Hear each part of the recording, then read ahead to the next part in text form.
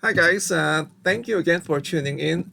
So today, this is my reaction video on on a foreigner and a Filipina situation. Um, so the foreigner, the husband was a fruit picker in Australia, and then the Filipina, of course, from the Philippines. She's she is from again from a poor family in the Philippines, and now they were living in Australia, and they also have a son. So one day, this is if you're married to a Filipina, this is something that you are kind of it's going to happen to you. So one day the Filipina, said, "Honey, I have something to tell you. We need to talk about this. I just want to be, upfront with you. I want to, I want to share with you what's really going on. I just have something want to tell you, very important, and I hope you will consider it, because this is kind of very important, to me." So, of course, the husband, the foreign husband, heart, you can see that it's pounding by the minute. When the Filipinas start to tell the husband, the husband was heart was pounding, and she said, how did she start? She said, "Oh,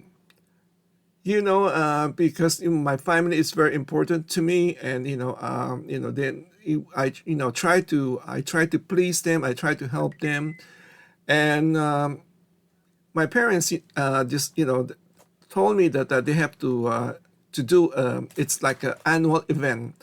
They have to do a fiesta, and if you do a fiesta in the Philippines, you're gonna invite a lot of people. You're gonna invite a big family, and also the neighbor, the whole almost the whole town, when especially when you live in the province, when they heard of a fiesta, everybody will just jump in. Even the unwanted guests will all come together. You'll be shocked. You'll be shocked that the unfamiliar faces will just show up at if they smell fiesta or smell the food. That's the culture in the Philippines. I'm not trying to scare you, but it's just culture. It's it's a very warm feeling, because everybody just they just have this uh, community spirit. Anyway, so the wife started to share what's happening, and then she said, so she finally dropped the ball. She said, "My family needs 70,000 peso, for the fiesta." And you can sense, the husband, he's a very nice, nice man. He's a nice gentleman, and I think he lived in a farm, so he's kind of very laid back. His job was a fruit picker in Australia. And as much as he wants to say yes to the wife request, because he obviously he loved his wife, his Filipino wife, and but he just could not imagine. First, I don't know if he got the 70,000 peso. If he does, he just could not imagine, as a fruit picker, to shell out a 70,000 peso, so that the Filipino family can have a celebration. So he said, "Honey, I mean, I could not even make 70,000 peso in one day from picking fruits." So he tried. He's a gentle, very soft spoken man. He's trying to resonate with the wife, the Filipino wife, even though the Filipina understand, of course, she know how much the husband was making. She understand, but she felt like this, heavy heart obligation, wants to help her family. So, even she understand the husband point, she felt kind of sad and she kind of upset because of the situation. I'm sure you all, if you're married to a Filipina, you all gone through that, situation. Anyway, the, so finally, the husband said, even, he tried to give her a lot of, scenarios. Say, what happened? This is we are talking. Can they just make instead of going all out, fiesta? Why can they have a small celebration? Maybe just a family thing. Just instead of inviting the whole town, why can your family just maybe just do a small celebration, so we don't have to spend 70,000. And the wife said, honey, this is only like a once a year event. How can you not give it to this is like a joy for the whole family. So how can you not give into that just once a year request.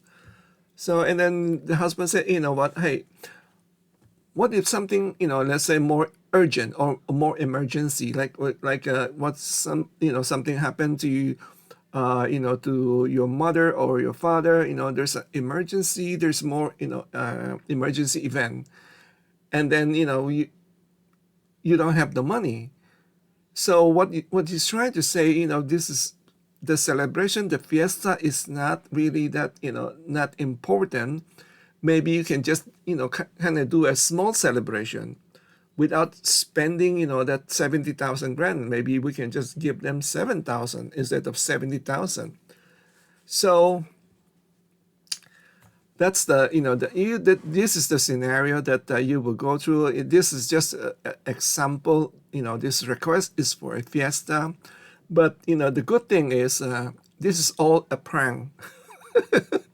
The wife was just doing a prank, for to the husband, and then she finally told the husband, say, this is just a prank. Anyway, so that's a good thing. What a relief, right? But that's when I saw that video, I know this is in reality this can happen to a foreigner marrying a Filipina. There's always going to be something. It's going to be something. It's going to be a celebration. Who's having a birthday? I did share this on my early previous video that when you marry to a Filipina, you have to think about that.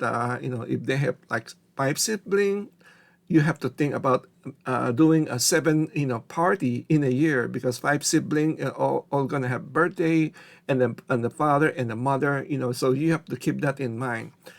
And it's all about how you manage it. It doesn't mean that you're gonna have to pay for all the birthdays.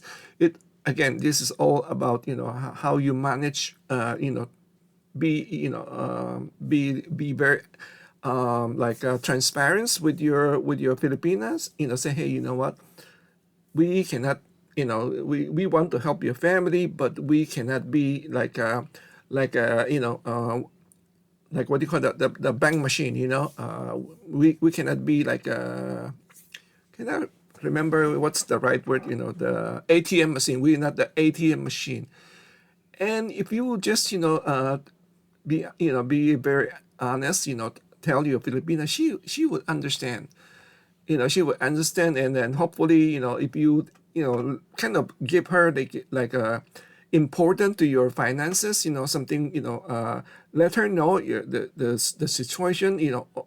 Sometimes you have to bring her in, bring her in, and help manage your financial. So when you bring her in, she will be feel more.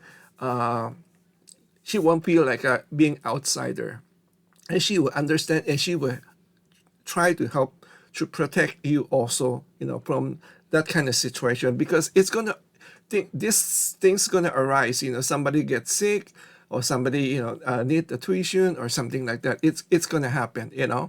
But